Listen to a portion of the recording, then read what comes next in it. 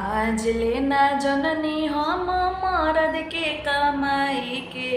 आज लेना जननी हम मरद के कमाई के।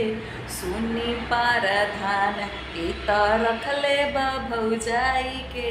सुनी पारधान ई त रखले बा भौजाई के।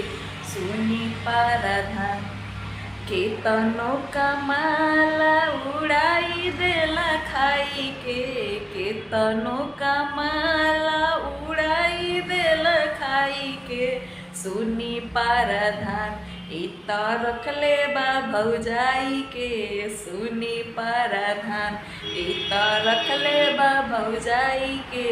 सुनी पारधान आज लेना जननी अपना मर्द के कमाई के। सुनी पारधान ई त रखले बा भौजाई के। सुनी पारधान ई त रखले बा भौजाई के। सुनी पार